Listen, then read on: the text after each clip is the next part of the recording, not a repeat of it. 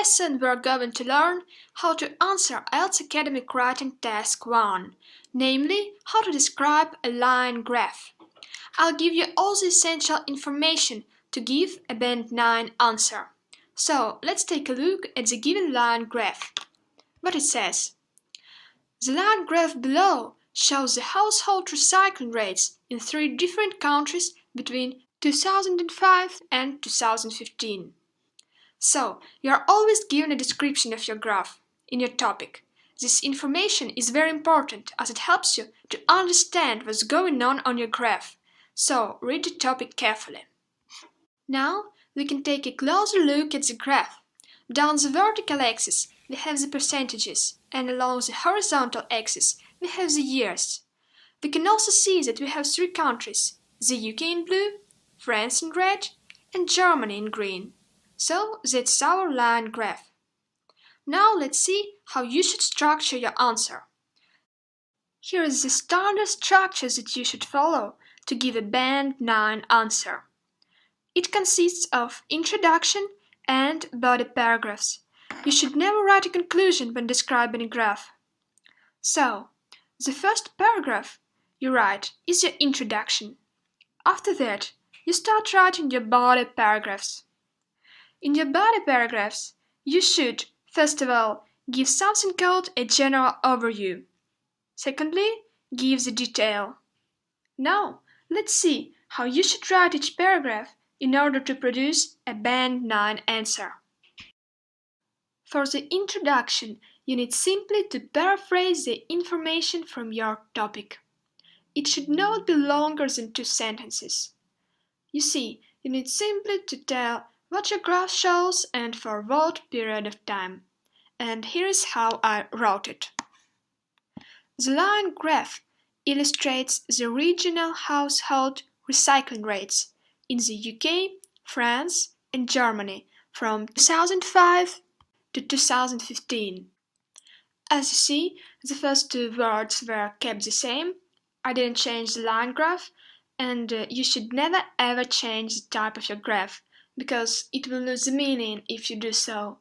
So, if you have a table, keep the table. If you have a bar chart, keep the bar chart. And if you have a diagram, keep the diagram. I had the line graph, I did not change it, and after that comes the verb. And the verb can always be replaced with a synonym. So it's a very good idea to paraphrase the verb. So, instead of shows, you can use illustrates and gives information about.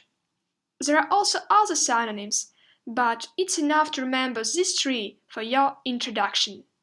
After that, I expanded the phrase household recycling rates into regional household recycling rates according to the graph.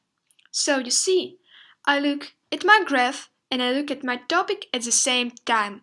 And I include all the key information from my graph and from my topic into my introduction. After that, I list the countries. Instead of simply saying 3 countries, I give the specific names. I say the UK, France, and Germany. And it's a very good technique to give the names, as you should be very specific when introducing the graph. So, always try to list countries in your introduction. Finally, we have a time period, which you should always give when it's possible. So, I changed the phrase between 2005 and 2015 to from 2005 to 2015. So, that's all with our introduction. It's absolutely clear, it's absolutely accurate. So anyone who reads it without seeing our graph will have a clear understanding of what our graph shows, for what countries, and for what period of time.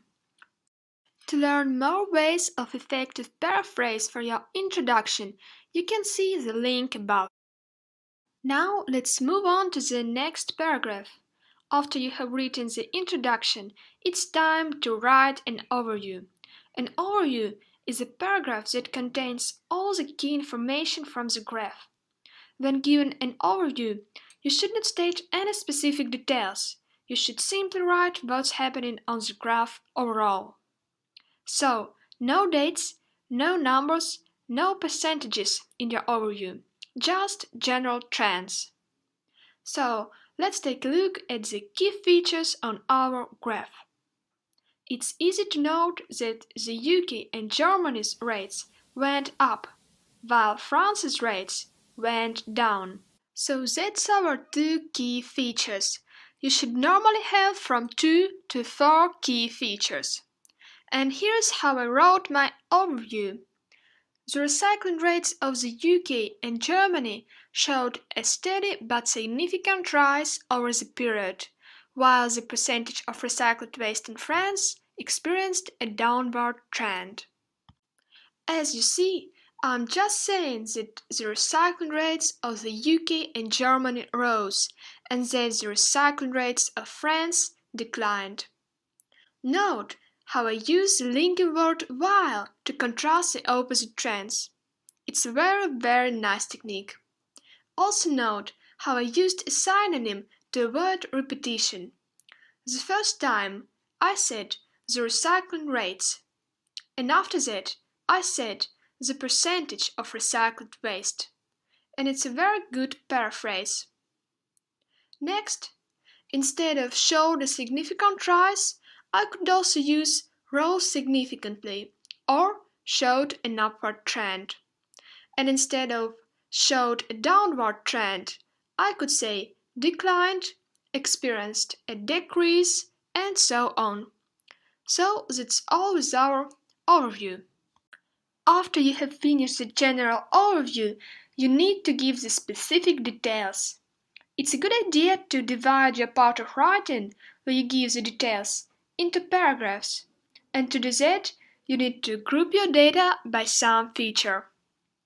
In our case, we could group data in two ways. The first way is to group by country, so that we can describe each country's rates in a separate paragraph. I mean, we could describe the UK's rates in the first paragraph, France's rates in the second paragraph, and Germany's rates in the last paragraph. Or the second way is to group by similar trend, the same way as we did in our overview. The second option is more logical as it follows our overview, and I choose this option. So, I will describe the increasing trends in one paragraph and the decreasing trends in another paragraph. And here's my first paragraph with the details. I started by describing the data in the beginning of our time period. In 2005, the recycling rates of the UK and Germany were nearly 35% and 20% respectively. After that, I describe how Germany's rate changed, providing the percentages in some important points, and in the end of our time period. Germany's rate increased sharply throughout the period, exceeding France's rate in 2009 and reaching almost 60% at the end of the period. You see, I chose the point where Germany's rate outraces that of the France to be important, but it's up to you to choose your important points. However, you should always indicate the percentages in the beginning and in the end of your time period. And finally, I describe how the UK's rate changed. In the meantime, the percentage of recycled waste in the UK grew to 40% in 2007 and then remained steady until 2009. During 2009-2011, it experienced a rapid surge to more than 50% and continued with a gradual increase to 60% in 2015. And here's my second paragraph with the details. Again, I describe France's rate in the beginning of the period, in the end of the period, and in some important points. In early 2005, the recycling rate of France, 50%, was the highest among the three countries. However, It dramatically declined to 30% in 2013. Then, there was a growth of 10% in 2015, but France's recycling rate was the lowest in the end of the period. As you see, I use the superlatives and adjective dramatically to highlight the big change. Also, I always support my details with data. For example, a growth of 10%. And you should support your writing with enough data too. So, if you say that there was a change, don't forget to write the amount of change. So, write how big it was. And always write your task 1 answer in 1/10. So, if you're describing something that happened in the past, you should write the whole description in past simple tense.